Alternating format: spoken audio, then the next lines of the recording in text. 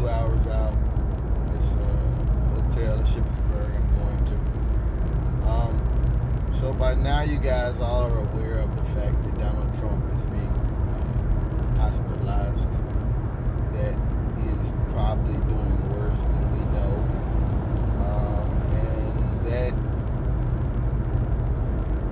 you know, he's being put in the hospital.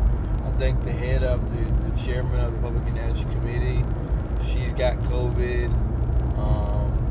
Mark Meadows has symptoms of COVID. There's somebody else, Republicans, that's sick that slips my mind right now, but it's irrelevant. And I got to thinking about if this is maybe like the mutation of it, that like is happening now. We've been talking about the second wave of this thing in the fall, and now it's October. It's gonna be October. It's gonna start in a couple hours. It's like, hey, maybe this is it. You know, one thing that really frustrates me and has frustrated me from the get-go about COVID-19 and Trump and everything is the fact that this did not have to happen. It did not have to be handled this poorly. And every time I look at foreign media, like I watch RT News religiously now. Like if I miss it, I'll just, the newscasts. Like I don't watch On Contact and that stuff, so that's a little bit more targeted, if you will. It's targeted. RT News, like even if they're talking about something in Azerbaijan or something, I'll watch a couple minutes of it, because they'll eventually get to something, RT America, not to,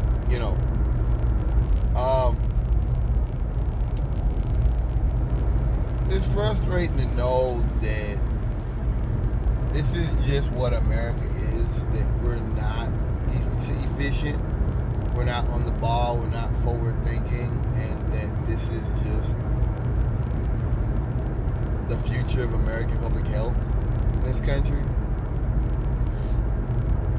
And that you look at the rest of the world, doing things to get ahead of it. You look at the rest of the world coming up with new and novel ways to mitigate this crisis, and by doing that allow ordinary citizens to live an ordinary life, to live a good life.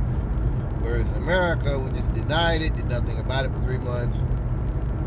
We didn't really shut down. It was all staggered and messed up. And so you had a bunch of businesses get collapsed. It's really tragic. It's really tragic to me to see how poorly handled this thing was from the beginning. I don't think that the American public health care system was ever going to be prepared for a pandemic. COVID wasn't that bad. Let's still got an A on RT. Yeah, this guy was talking about how we're in the age of pandemics, and that the next few years we're gonna see worse.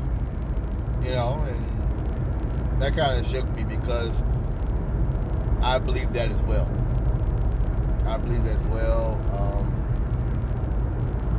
That climate change has a hand in making it worse. I believe that.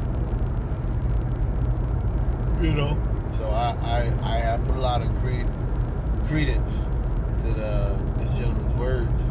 He's talking about the plastics and all that, and microplastics is a topic that I've spoken on before in the past. That plastics break down, they get in our water, they get in our food, they're in the fish, they're in the birds. I've talked about this previously, I believe, on here.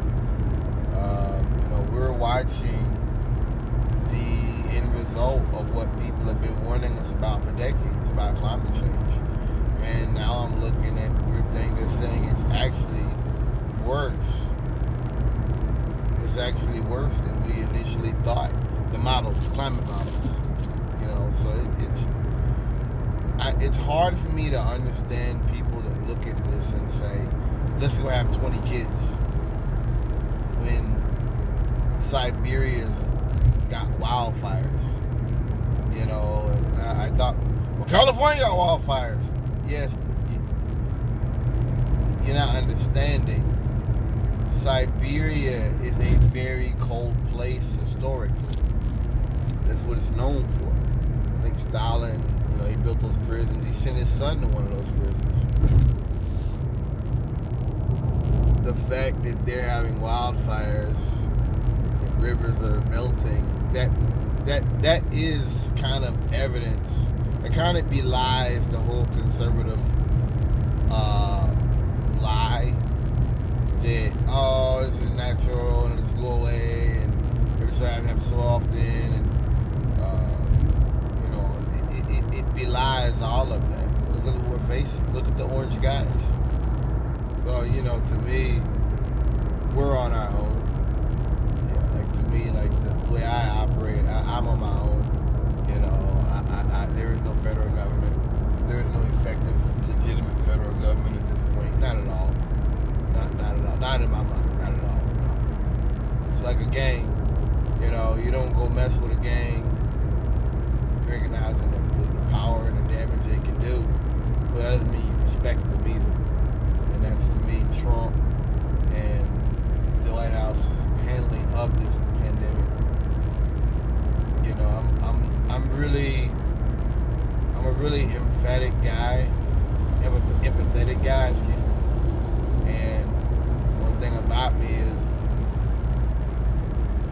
when I deal with people and things that just so clearly ignore reality, I stop caring. That's something I learned about myself. That's the way to handle people like Trump and Republicans, is to just stop caring, because you're wasting emotional energy. You are.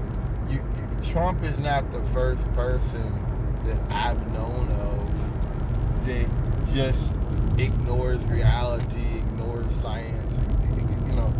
It's more common than I'd like to acknowledge, but it is common. And I'm not an American. I live here. I'm deeply embarrassed at this country. I'm deeply embarrassed at the warmongering, the Iraq war, the Afghanistan, and now we're getting ready to go to war with China. Yeah, that's just gonna happen now, and we're all gonna just sit around and act like that's normal. I mean, it's like I look at Trump and listen to him, and it's like a crazy man running around screaming, his head on fire, and Americans are like, well, that's okay, that's normal. Well, Bush did this, and it's shocking. And so I don't care about him getting sick. I don't care Republicans getting sick. They're still having rallies. They're still having meetings without wearing masks. I'm supposed to care about that? That was a point and a conspiracy made on the Young Turks today that was it Mark Meadows, whatever, came out, and he had said it. He was like talking about he got symptoms of COVID, and even when they were talking, nobody wore masks. So no, I don't know. I don't feel bad for you. I don't. This movie called The Stand, and it's like that show I watch, Earth's Final Conflict.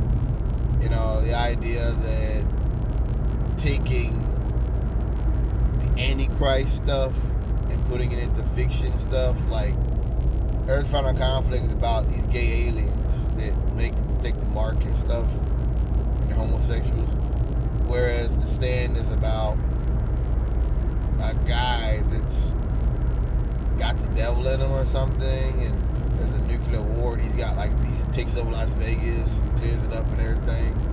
It's really weird. But at the end of the movie, people working for him are like realizing that he's the devil, that everything he's building is crumbling, that it's an illusion. The devil operates an illusion. And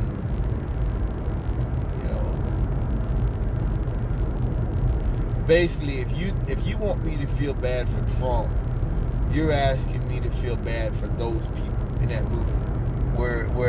Because look, if like one guy in the movie had been locked in a prison, about to die, and the devil came and saved him.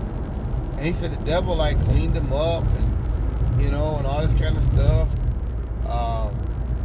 Other people in there were doing other kind of things. It's just that you know what you were getting down with, bro. You know what you were dealing with. That's to me the Trump supporters. So